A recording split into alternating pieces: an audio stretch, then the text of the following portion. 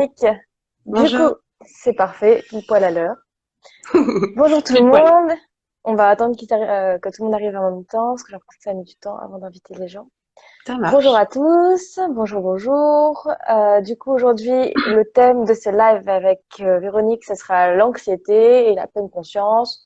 Qu'est-ce que l'anxiété? Comment on trouve finalement la source de notre anxiété? Comment on l'enlève? Donc voilà, ça coupe un peu. Ok, c'est pourtant je suis bien en Wi-Fi. Ok.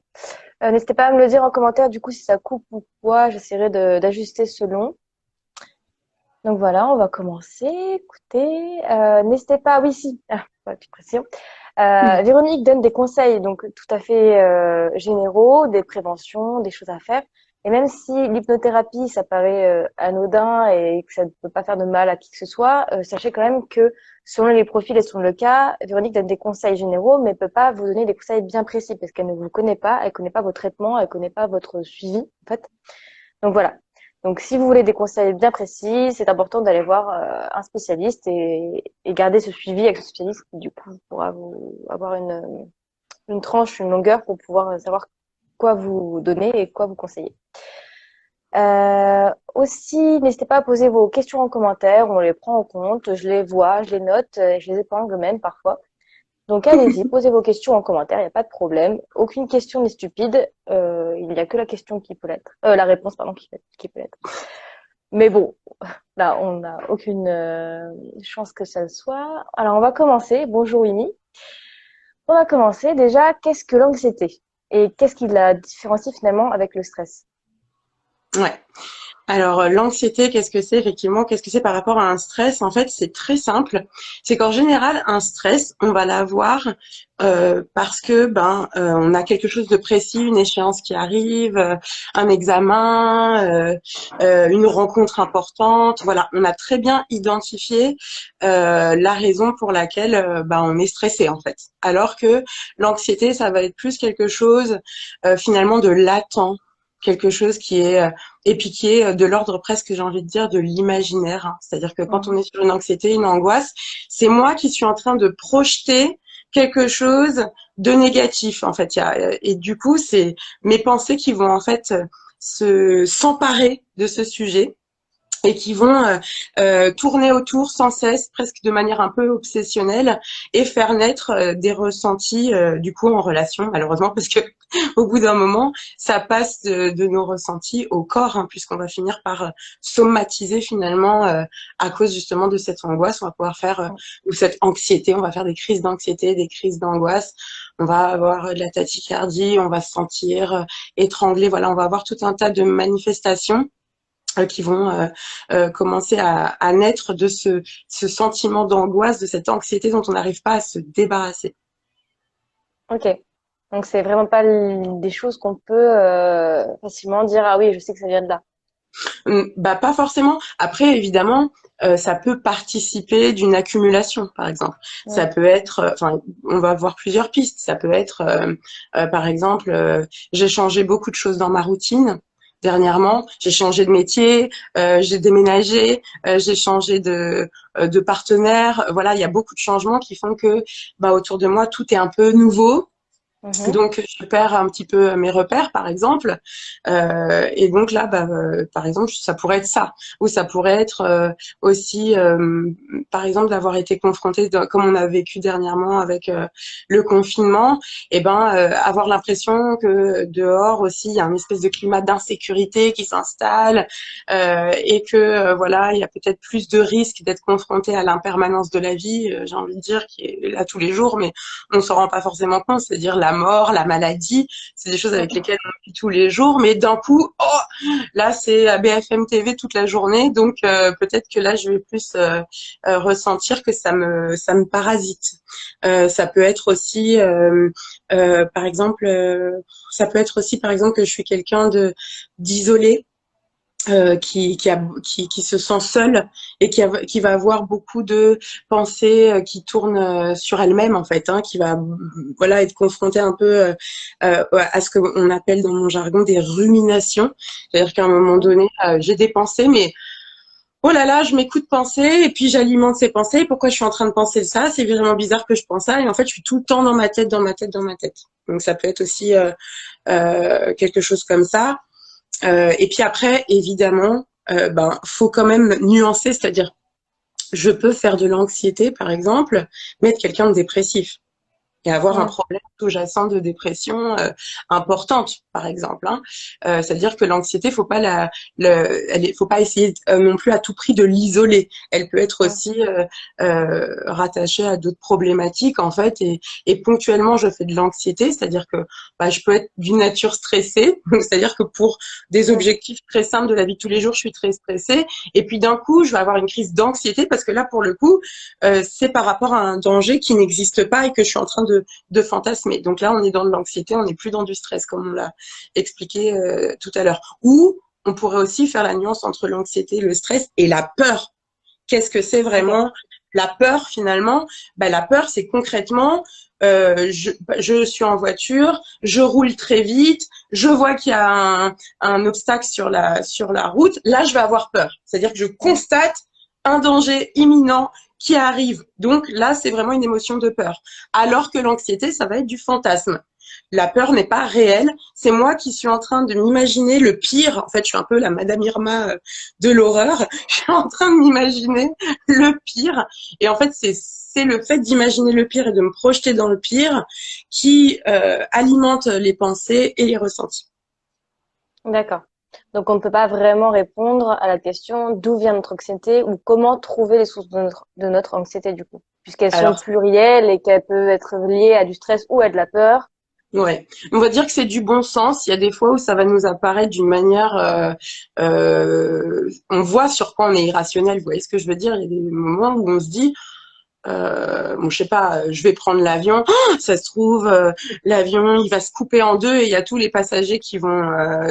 Bon, ça, c'est irrationnel. C'est moi qui suis en train Mm. de me raconter une histoire. Donc, on peut se rendre compte de ça quand même.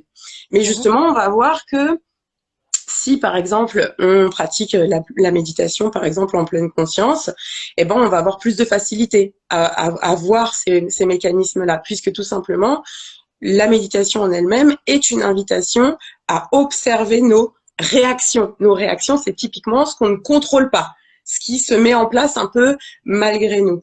Et c'est justement le fait d'être capable parfois de faire ce pas de recul et de s'observer, de voir comment on fonctionne, comment on est en train de réagir, de voir la réaction se produire, qui va nous permettre de nous en dissocier et de plus être collé à notre émotion et donc de subir la crise.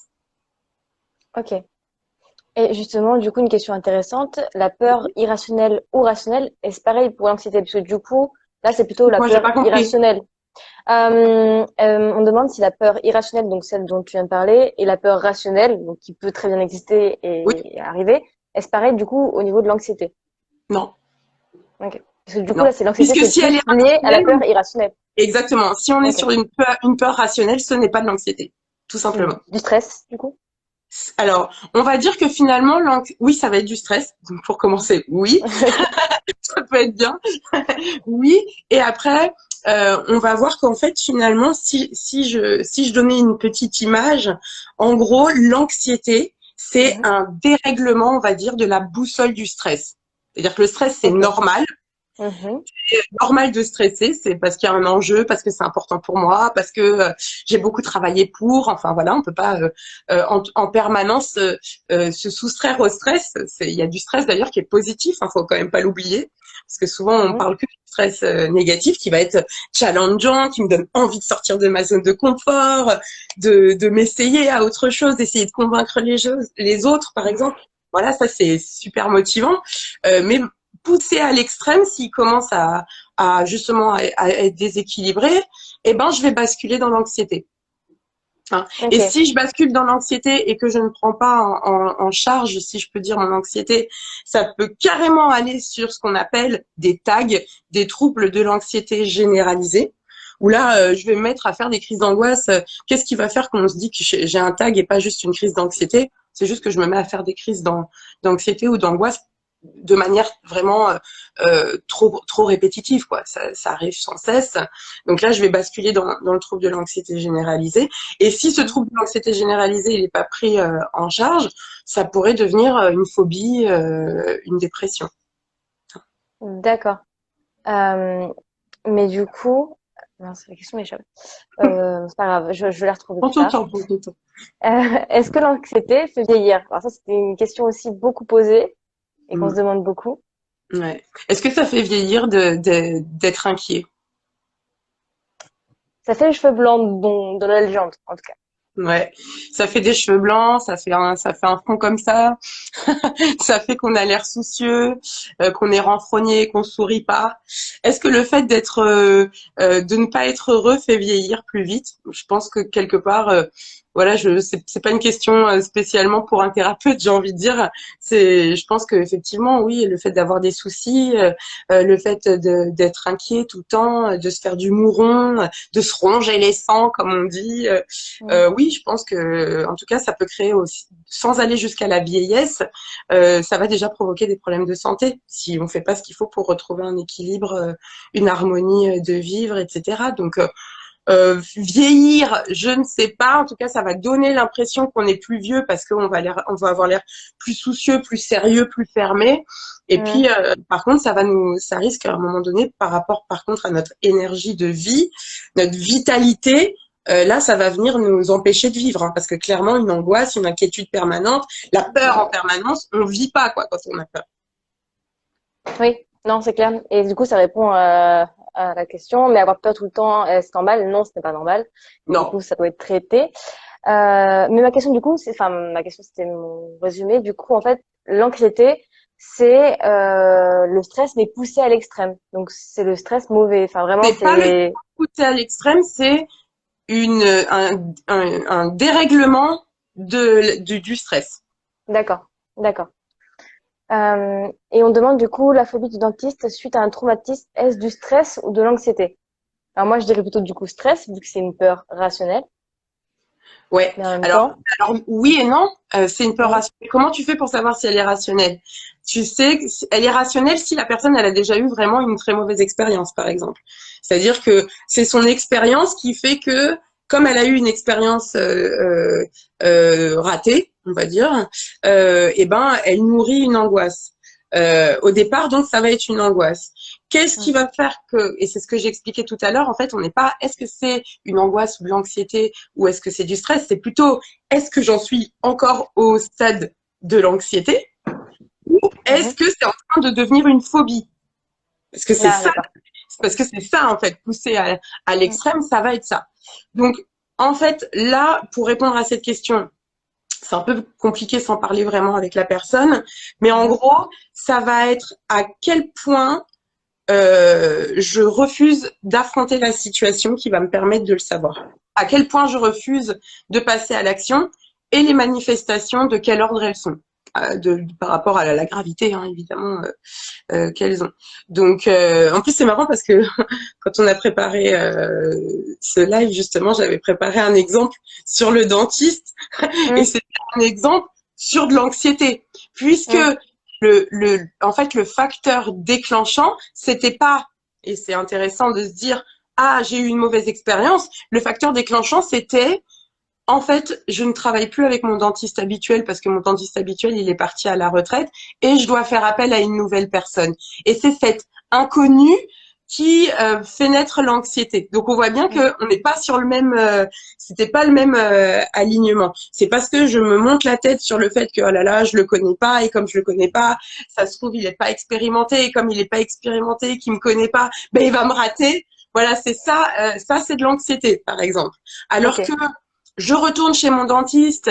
Oh là là, il m'a déjà fait super mal une première fois. Du coup, j'appréhende ce qui va se passer. Bah là, au départ, c'est un vrai stress, c'est une vraie situation qui Mm. mérite peut-être qu'à ce moment-là, on ait un échange avec le professionnel, vous voyez, par exemple. Parce que là, Oui. ça veut dire qu'il y a peut-être eu un défaut de communication. Il explique pas Mhm. bien ce qu'il fait. Et moi, comme je suis d'un naturel peut-être un peu anxieux, j'ai besoin d'être réassurée. J'ai besoin qu'il m'explique. Et puis peut-être qu'il m'a pas entendu aussi, par exemple, ça pourrait être ça, sur la gestion de la douleur. C'est-à-dire que il comprend pas que quand je lui dis j'ai mal et que c'est pas de l'anticipation. Non, mais dans le secteur médical, on sait qu'il y a une problématique hein, sur la prise en charge de la douleur. C'est pas évident. On n'est pas tous égaux par rapport à la douleur. Non, c'est sûr. Donc d'une personne à l'autre, ça peut être hyper variable. Et il y a le phénomène du praticien qui travaille avec la douleur toute la journée et qui par moment peut, parce qu'il est humain, manquer d'écoute sur cette douleur. Et il la prend pas suffisamment en considération et du coup il la prend mal en charge parce que du coup il va pas vous faire le nombre de oh, super, un petit coup de perceuse. Le nombre il va pas vous faire la piqûre dont vous avez besoin ou voilà. Donc ça, là pour le coup, il y a un mélange, j'ai envie de dire un peu de genre. À la fois, j'ai une mauvaise expérience, mais il faut que je fasse attention parce que ce qui s'est passé dans le passé va pas forcément se répéter dans l'avenir. Donc, je suis quand même un peu en mode Madame Irma de l'horreur. Donc, je suis un peu en train d'angoisser quand même. Mais il y a aussi peut-être un défaut de communication qui doit être mis à plat avec mon praticien pour être mieux pris en charge et pour être mieux conseillé et que justement, du coup, l'expérience ne se renouvelle pas. Je parle de la Oui. mauvaise expérience, évidemment. Bien sûr. D'accord. Alors, plusieurs choses. Comment gérer les angoisses permanentes? Vous êtes plusieurs à nous le demander. On va y répondre plus tard dans le live. Pour Ouais, l'instant, on parce est qu'on va vraiment sur parler les des cas outils. pratiques. Ouais. Voilà, exactement. Et pour la source de l'anxiété, une dame demandait si ça pouvait être lié à l'insécurité chez l'enfant, notamment.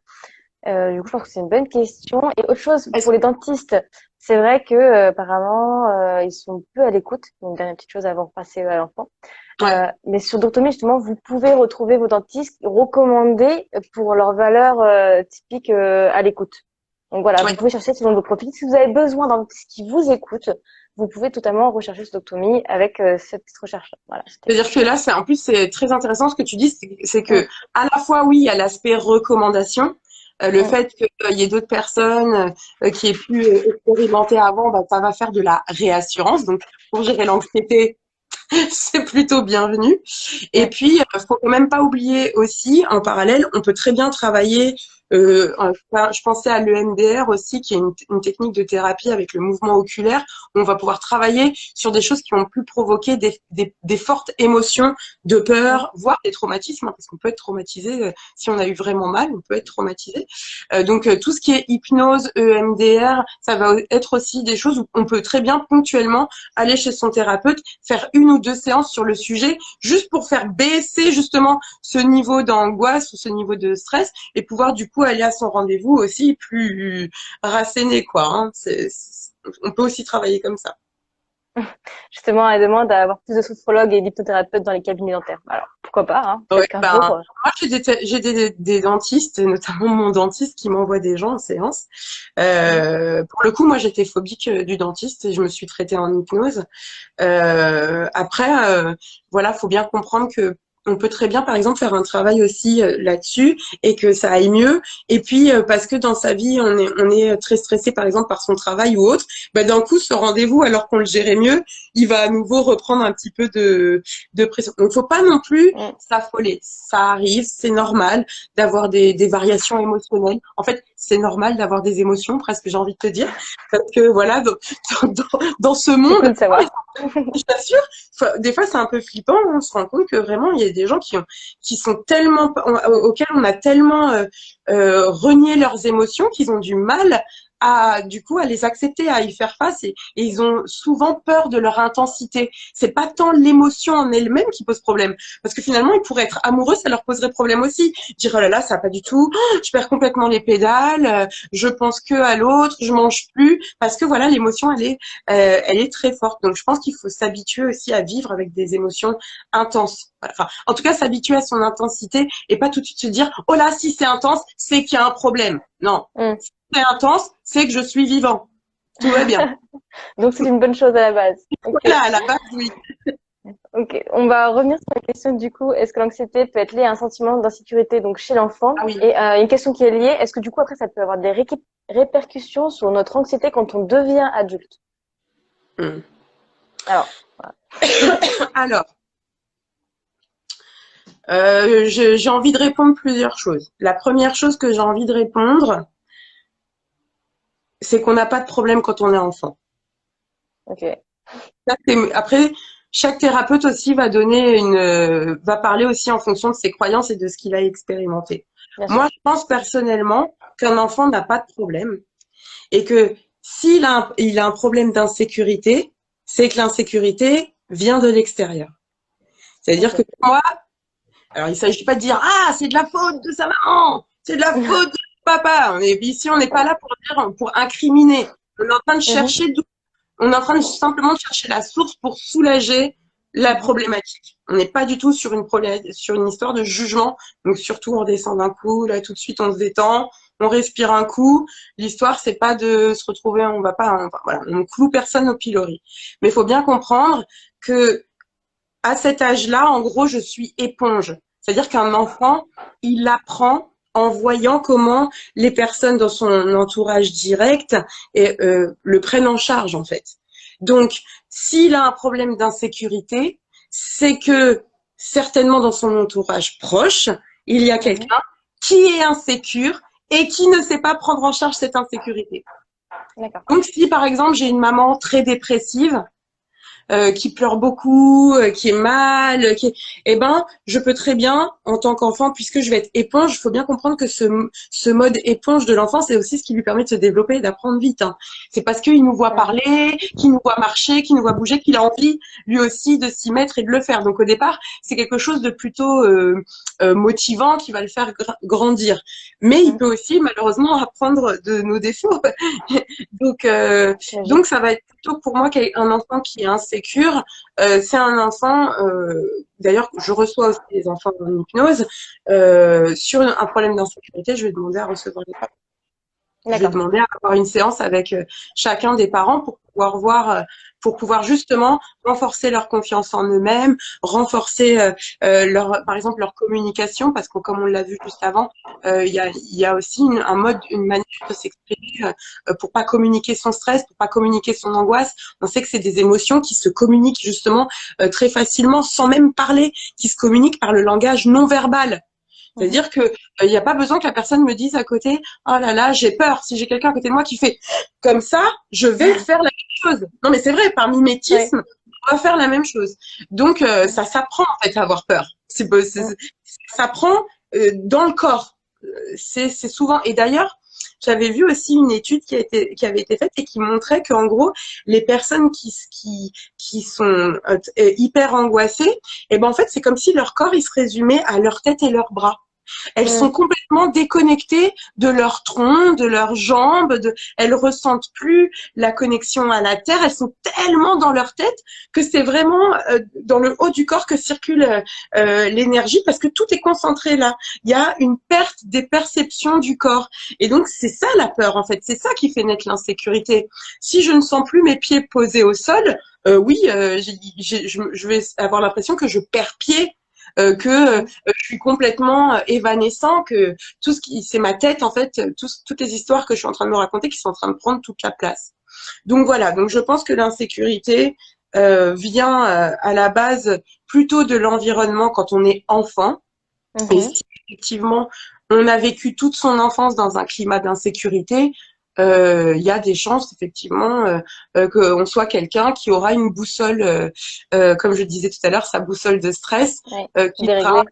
ben oui, qui sera déréglé, Mhm. qui sera mal réglé de base, j'ai envie de dire. Hein. C'est-à-dire Mhm. que voilà, comme n'importe quel instrument qui sert à mesurer, à la base, il doit être étamé. On fait un étamage, c'est-à-dire que à la base, voilà, on lui donne des références d'équilibre qui vont permettre, qui prennent la température ou qui pèsent. Donc là, c'est la même chose. C'est-à-dire qu'on aura tendance peut-être plus facilement à basculer dans le stress. Mais après, encore une fois, on va se vouloir rassurant et c'est important quand même parce que là sinon les gens ils vont se dire oh là là mon Dieu mais alors si j'ai des parents dépressifs ça y est je vais être forcément déréglée au niveau de ma boussole. Eh ben non, pas forcément non plus parce que chaque être humain est différent, on n'est pas tous constitués pareil, on va être plus ou moins éponge, on n'est pas tous éponges de la même manière, on est plus ou moins dans la compassion donc on va pas forcément développer autant aussi cette faculté à stresser ou cette anxiosité. D'accord. Ok, donc enfant, environnement et plus grand après, c'est à nous de régler, mais On est après, responsable de notre vie. suivant. Oui, bah justement, c'est la transition parfaite, c'est les solutions, du coup, apportées à l'anxiété permanente Ouais, ou chronique, si j'ai envie de dire, ou c'est qui ça. viennent de l'enfance, justement.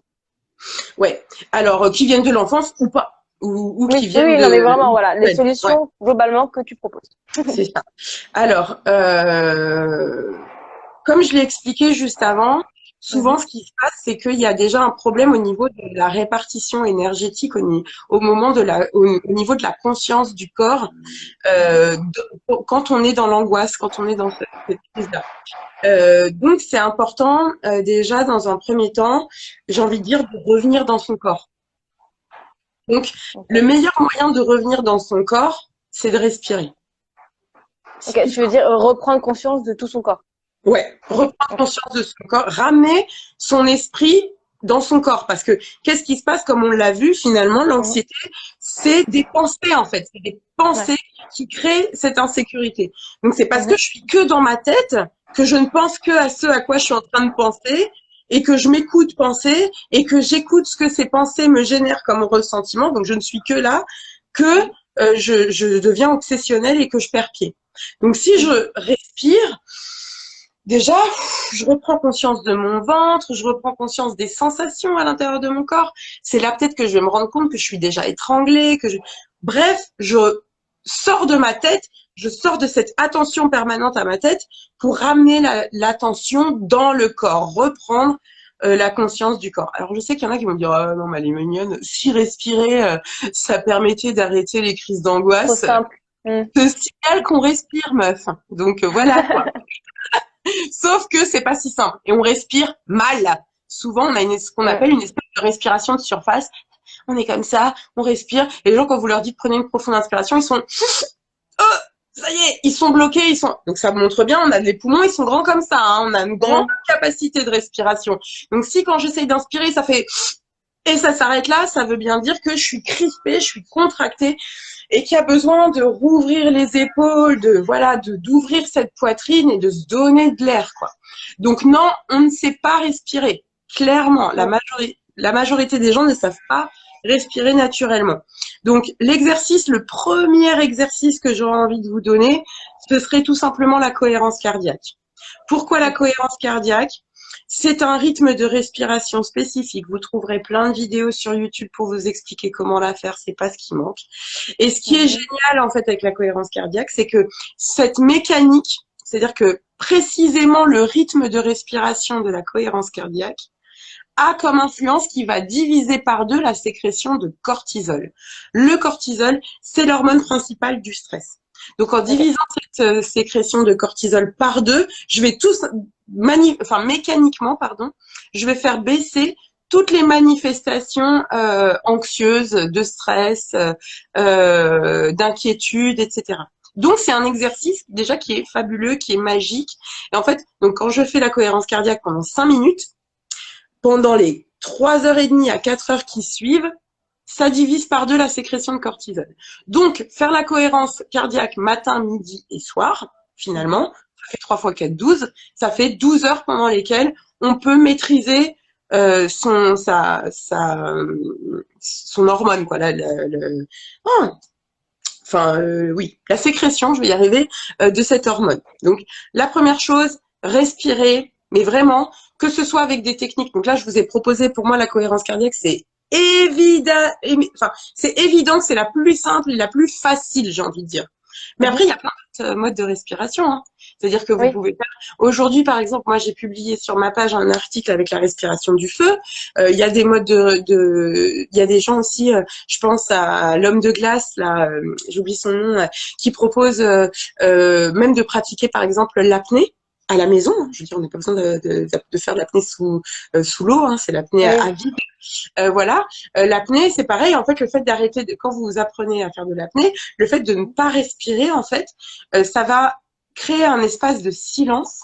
En fait, ça va faire baisser le fait de ne plus respirer. Ce qui se passe, c'est en fait, bon, je grossis, hein, mais mécaniquement, c'est un peu comme si le corps pensait qu'on n'était plus là, qu'on était mort ou qu'on Ok. était en pause ou qu'on dormait. Et en fait, il coupe toutes les sécrétions hormonales. Donc tous les mécanismes de peur, de machin, va y en avoir un au début, hein, quand on commence à pratiquer l'apnée. Au tout début, quand on arrête de respirer, le corps il se met à, le cœur il envoie du lourd, la pompe elle se réveille. Mais avec l'habitude, en fait justement, on apprend à maîtriser ce stress. On apprend à maîtriser cette angoisse qui monte et puis à rester dans son souffle, à rester dans son intériorité. Donc la respiration, vraiment facile, effectivement, simple. En fait, c'est pas facile. C'est pas si facile, mais c'est une solution simple. Et comme on le sait, l'être humain aime beaucoup les solutions très compliquées pour pouvoir se dire, ah mince, super complexe, j'y arriverai pas, là, là, là. Et ben non, il y a des solutions aussi très simples. Donc, premièrement, on a vu la respiration, tout simplement. Et puis, ça peut être finalement me distraire de mes pensées, puisqu'on a vu que c'est les pensées qui sont... Donc, ça peut très bien être juste aller marcher, sortir, jouer de la guitare, chanter. En fait, ça va nous demander d'être à la fois concentré sur ce qu'on est en train de faire et à la fois d'être dans le moment présent. Je peux pas chanter en écoutant autre chose. C'est pas possible. Sinon, je vais chanter faux ou pas en rythme. Vous voyez ce que je veux dire? Donc, ou la guitare, par exemple, c'est pareil. Jouer d'un instrument, ça demande de la concentration et à la fois, je suis dans un espace de créativité où je peux lâcher prise. Faire du sport.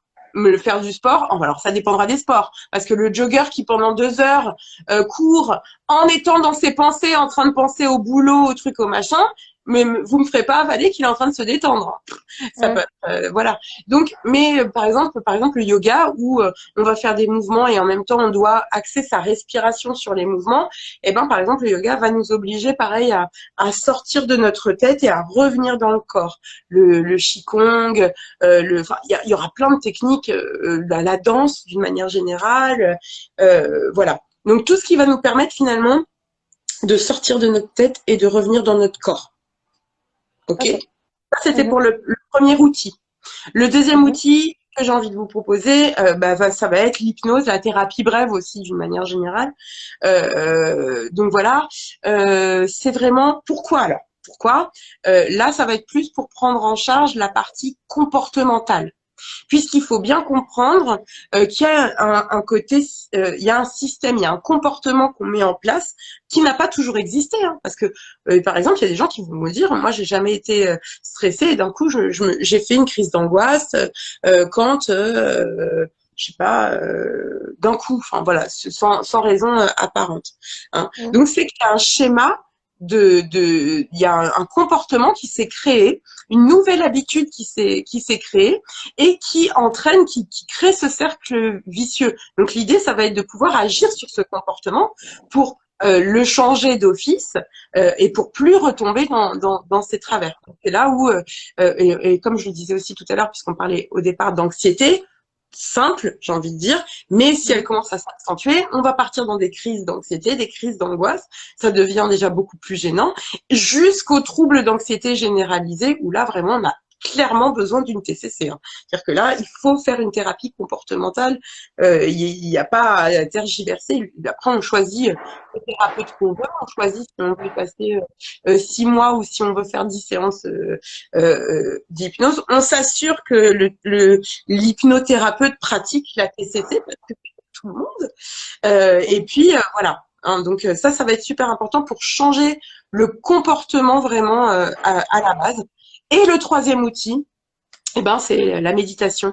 Et là, c'est un troisième outil qui va nous aider à surtout apprendre, comme on le disait, à gérer nos émotions, à affronter nos émotions, affronter notre stress, affronter notre anxiété, puisqu'on l'a dit, c'est normal en fait d'être stressé. C'est normal de vivre des angoisses. C'est simplement quand le peur devient est poussé à l'extrême et devient vraiment voilà, que ça devient handicapant, que ça nous empêche de faire ce qu'on est venu faire, ce qu'on veut faire, que là on va avoir besoin du coup d'avoir une routine, c'est-à-dire d'installer quelque chose de manière pérenne dans notre vie pour prendre en charge nos émotions.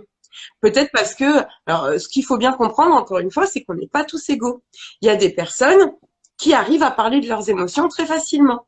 Et puis, il y en a d'autres, au contraire, qui savent pas parler de ce qu'elles ressentent. Et c'est ces personnes-là, particulièrement, qui devront avoir à côté de ça, une technique de méditation, par exemple, D'accord. faire de la méditation en pleine conscience, du mindfulness pour ou suivre un cycle de MBSR qui est clairement une sorte de petit stage que vous faites en pleine conscience et qui est axé précisément sur la gestion du stress et des émotions lourdes. Donc là, c'est très intéressant puisque vraiment, on va apprendre des techniques qui vont nous servir tout de suite et qu'on va pouvoir mettre en place dans notre routine et qui sont moins généralistes, on va dire. On va pas être forcément sur un truc de, je sais pas, apprendre à être dans la gratitude, voilà, tirer l'abondance à soi. C'est très bien, attention, c'est des vrais sujets aussi, mais qui sont pas en relation avec le stress ou la gestion des émotions. Et puis en méditation, surtout, et ça, vous avez déjà dû tous l'entendre, hein, si on sait un petit peu, même vaguement, on a lu un article sur la méditation, on aura lu cette fameuse phrase qui explique que en méditation, on apprend à choisir ses pensées. Hein. Et en fait, c'est précisément ce qui nous intéresse dans la gestion de l'anxiété, puisqu'on a vu que c'est notre mental qui aura tendance à partir en roue libre, à s'emballer. Et en fait, pour faire vraiment une toute petite initiation à la pleine conscience en 2-3 mots rapides, en gros, c'est juste pour comprendre que la pensée, alors, la pensée, j'oublie, on parle des pensées. Les pensées sont le produit de notre mental. C'est-à-dire qu'on ne peut pas choisir de ne plus penser. Je peux pas dire, oh là, j'en ai marre de penser. Allez, j'appuie sur le bouton, j'éteins. On aimerait bien des fois. On aimerait bien. C'est clair. Justement, on peut pas. Parce que c'est comme ça, c'est le produit. À partir du moment où je suis vivant, où mon mental est actif, je pense. Point. Ok. Donc, ça, c'est super important de le comprendre parce que ce qui se passe, c'est qu'en règle générale, l'homme moderne et précisément souvent l'homme occidental s'identifie à ses pensées. Alors vous allez dire, oui, c'est normal. Oui, mais en fait non, c'est pas normal parce que par exemple tout à l'heure on a vu j'ai eu un petit coup de perceuse du voisin d'au-dessus là. Par exemple si je me dis bon, je vais être un peu vulgaire. Oh, ce voisin, il me fait chier avec sa perceuse et tout. Ah, je vais le monter, je vais le buter, celui-là, par exemple. Je me dis pas, oh mon Dieu, je suis une tueuse. Oh là là, ça y est, enfermez-moi. Il faut vraiment me mettre en prison, je suis dangereuse. J'y crois pas à cette pensée. C'est-à-dire qu'au moment où je me le dis, je sais bien que c'est une image et que voilà, j'ai une distance. Pour exprimer. Exactement. Alors pourquoi quand j'ai une angoisse, j'y crois à ce que je suis en train de me raconter? Oh, il va me rater, il va me casser la bouche, vous voyez ce que je veux dire? Et en fait, c'est précisément ça le phénomène qui se passe. C'est que précisément quand je suis dans une anxiété, je crois tout ce que je pense. Je pense que tout ce que je crois est une réalité, est une vérité. J'ai arrêté de faire d'avoir cette prise de distance et de dire oh non. Et justement, en mindfulness, en pleine conscience, on apprend à voir cette pensée arriver et dire ok, cette pensée, je la regarde, je la fais mienne ou pas? Est-ce que celle-là, je la mets dans mon panier et je dis, ok, cette pensée, elle m'appartient? Ou est-ce que je me dis, ok, non, en fait, je suis pas en accord avec cette pensée. Je vois qu'elle fait naître en moi des choses pas agréables, des ressentiments, de l'inconfort. Ok, donc, je m'en débarrasse. Donc ça va être là où ça va être super intéressant la pleine conscience. Ou par exemple face à la colère aussi, hein, parce qu'on va voir que il y a des émotions qui nous poussent à l'action et puis il y a des émotions au contraire qui nous poussent à rester figés. Hein. Donc la colère, par exemple, elle est assez compliquée parfois à gérer parce que quand on est en colère, on a envie de l'acheter sur quelqu'un. On a envie de rendre l'autre responsable. C'est ta faute, t'es con, t'es bête. C'est vraiment, c'est comme ça. On jette et jugement. Donc, gérer sa colère, c'est compliqué. Et gérer sa colère en faisant du mindfulness, c'est compliqué. Parce que rester immobile et dire non, je suis en colère, mais tout va bien se passer.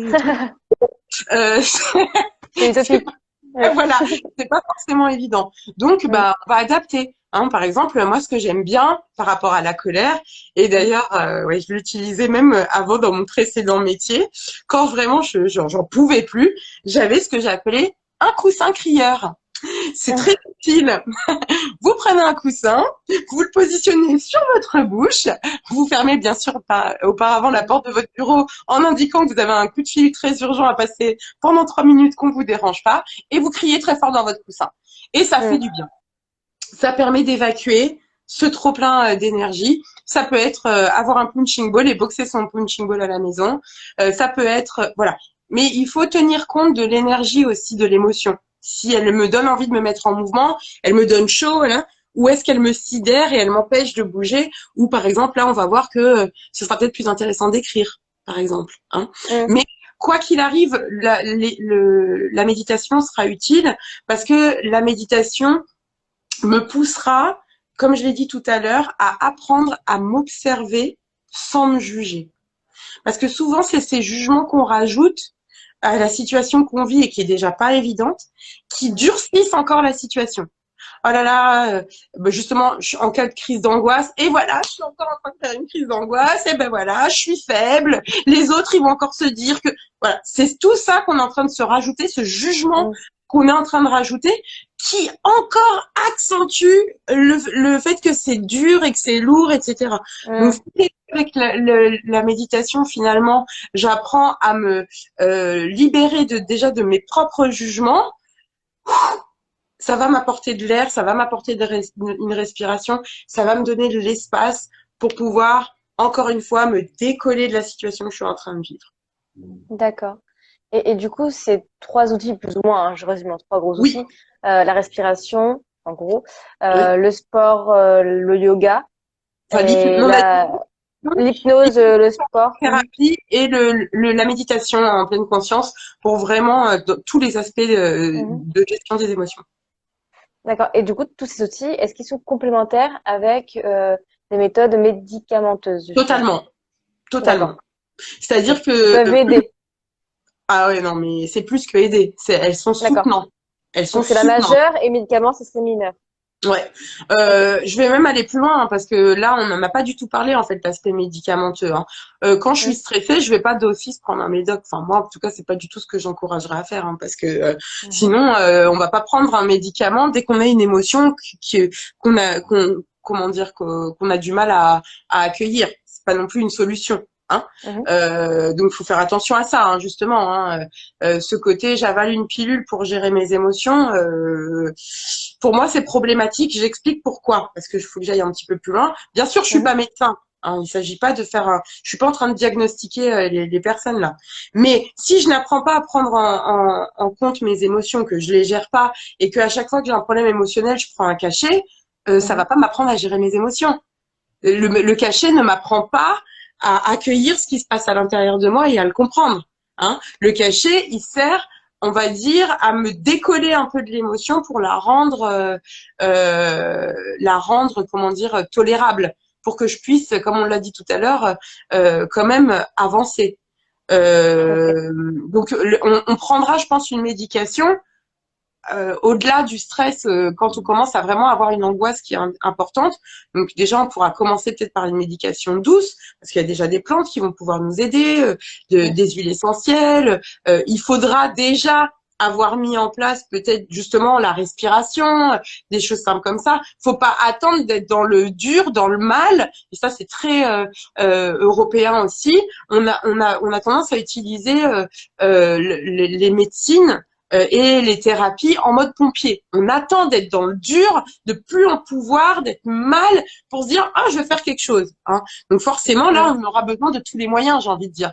Quand tu parles de quelqu'un, si tu parles de quelqu'un qui a qui est déjà au bord de la dépression, oui peut-être que lui avoir un soutien peut-être avec un léger anxiolytique ou un léger antidépresseur et en parallèle de suivre par exemple un cycle complet de MBSR et faire une fois par mois une séance d'hypnose, je suis Mhm. sûre que oui, il va remonter la pente, c'est évident. Et puis D'accord. quand même, parce que là on parle que de l'aspect négatif, Mhm.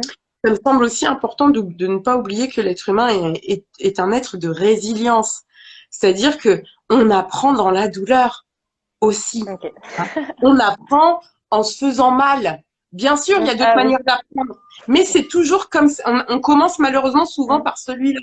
Hein. Donc c'est important quand même de se rappeler que ce soit les burn-out, que ce soit les dépressions, moi je vois tous les jours en séance des gens qui sortent de ces étapes-là qui ont parfois été voilà difficiles, qui leur ont appris à faire face à leurs démons, à aller parfois déraciner des problématiques anciennes auxquelles ils n'arrivaient pas à se confronter. Mais ils en sortent comment? Ils en sortent grandis. C'est-à-dire que toutes ces étapes-là, ce sont des leviers de transformation humain extraordinaires. Simplement, quand à un moment donné, on a une angoisse qui devient aussi importante, c'est qu'à un moment donné, ça fait déjà très longtemps qu'on repousse le moment de s'occuper de son mental. Ça fait déjà très longtemps qu'on a un mental qui a tendance à être babilleur ou où on a vécu un traumatisme récemment qu'on n'a pas pris en charge non plus et qui se révèle par l'entremise de ces crises d'angoisse. N'oubliez jamais que vous souffriez quelque mal dont vous souffriez, qu'il est là pour révéler quelque chose qui est vraiment là et qui doit être un message qui doit être reçu, qui doit être entendu. Hein, ça, c'est vraiment important de le comprendre.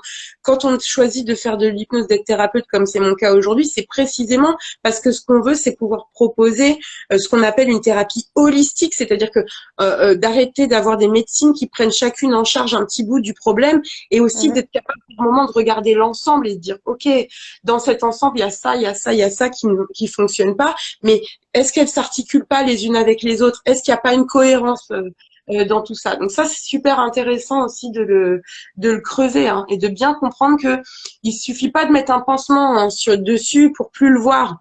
Il s'agit pas juste de prendre un médicament pour plus voir que le problème est là. Le médicament n'est pas une solution à la problématique qui a engendré le problème.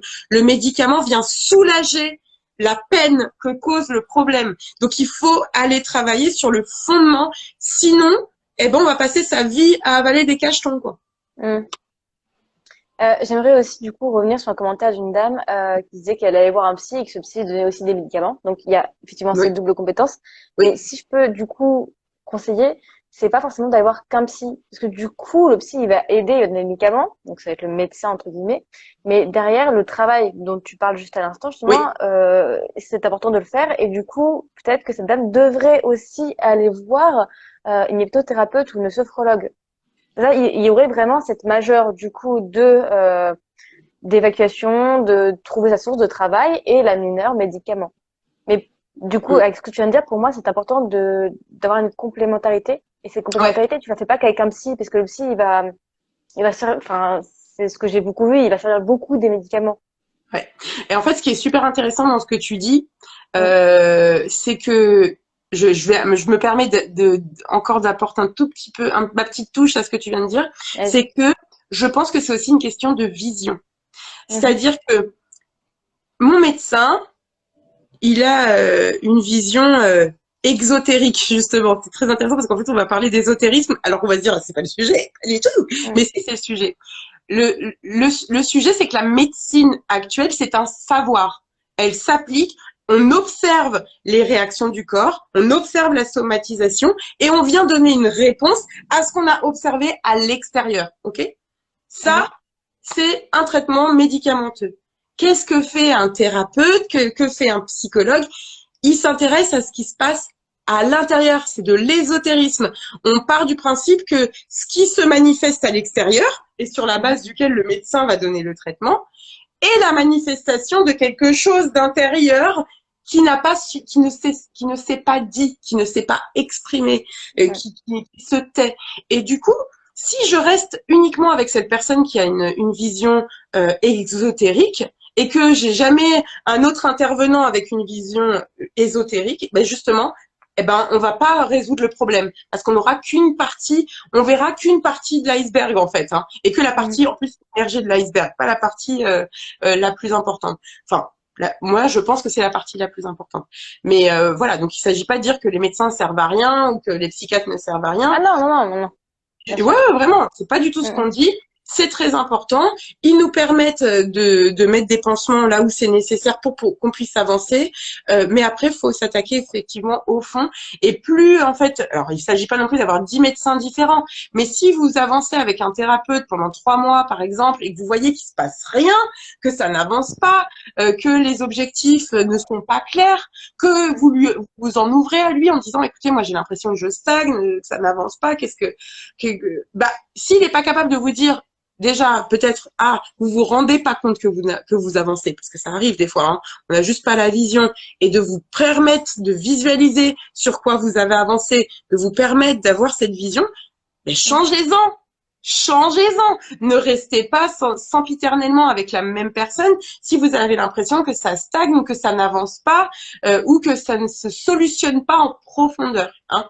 Faut pas avoir peur en fait d'essayer d'autres choses. Même si, comme vous l'avez dit tout à l'heure, on peut prendre des avis auprès de sites comme Doctome ou en prenant vraiment le temps de faire une recherche et de chercher des avis d'autres personnes sur les techniques. Faut pas hésiter à changer d'outils. Hein. Il y a plein d'outils qui permettent en fait comment dire d'obtenir le même résultat si on veut. Mais ce qui va vous différencier, c'est simplement vous en fait.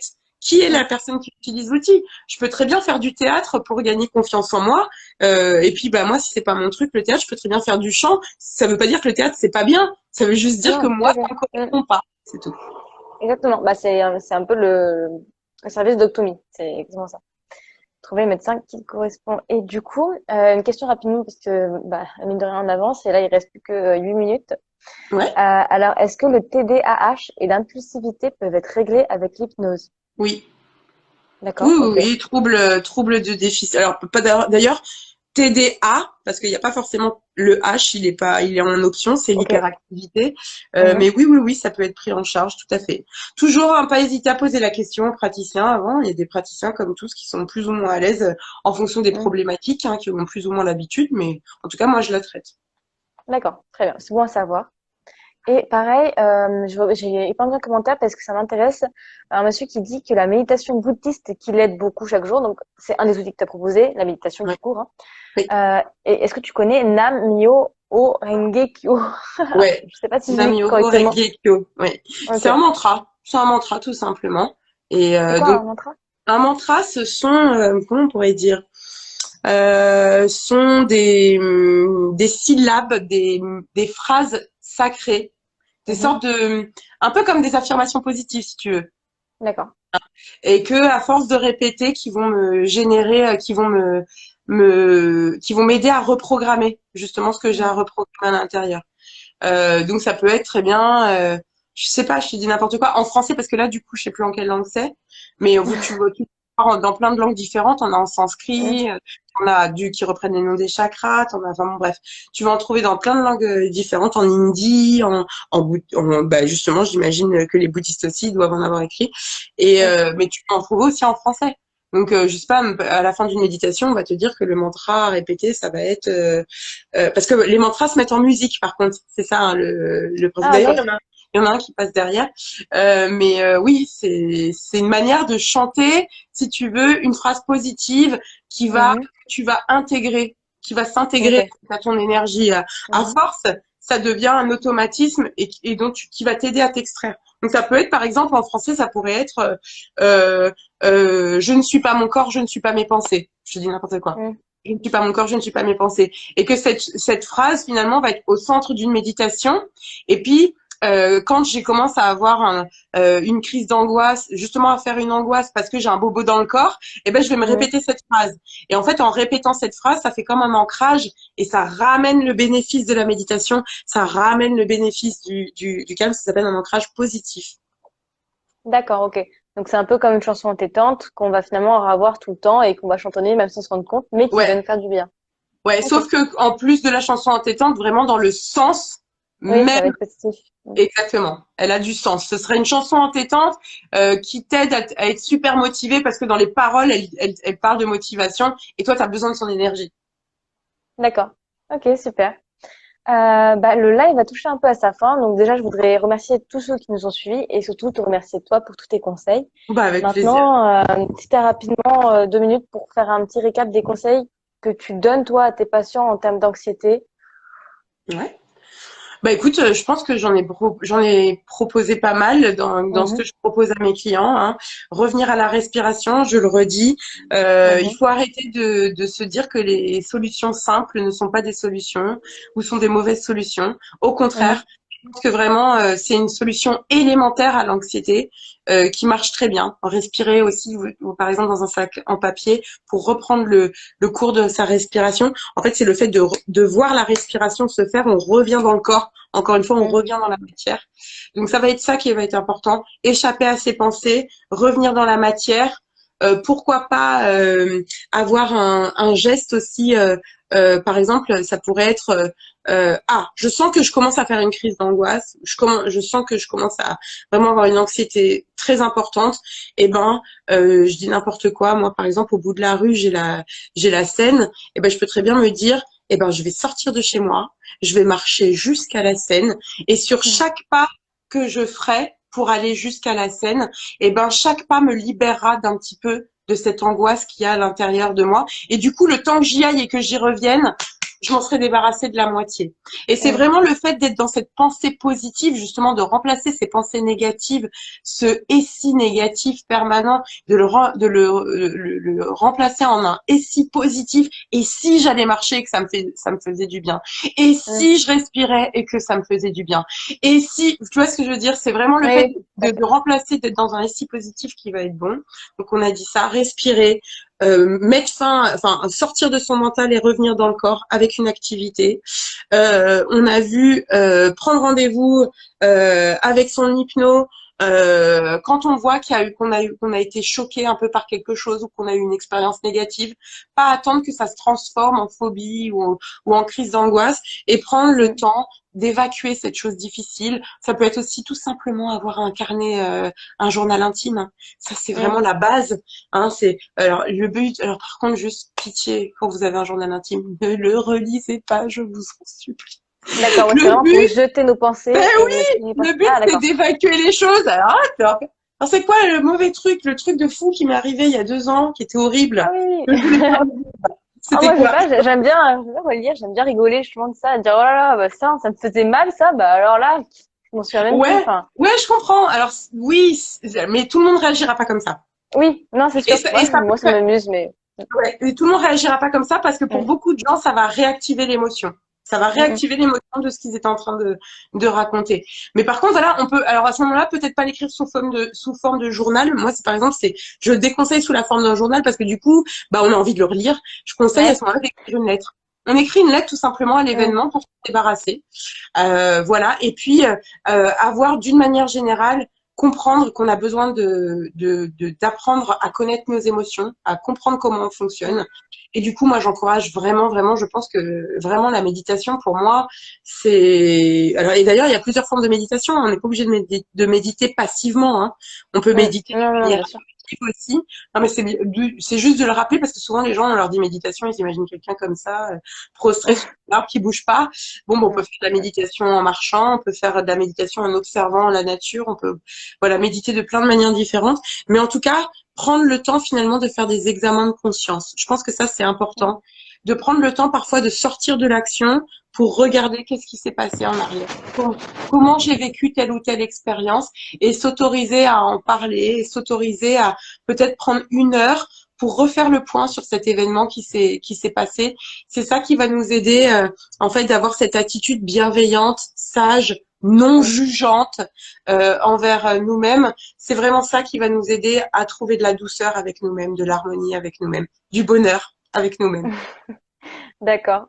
Bon, bah, Voilà. merci en tout cas. Vous Merci pouvez à trouver la toi. vidéo Merci. en IGTV sur Instagram ou sur YouTube, du coup, de Doc2Me. Je te remercie encore une fois, À très Véronique, bientôt. et à très bientôt, c'est clair. Merci. Merci beaucoup. Salut. Prenez Salut. soin de vous. Vous aussi, et faites attention.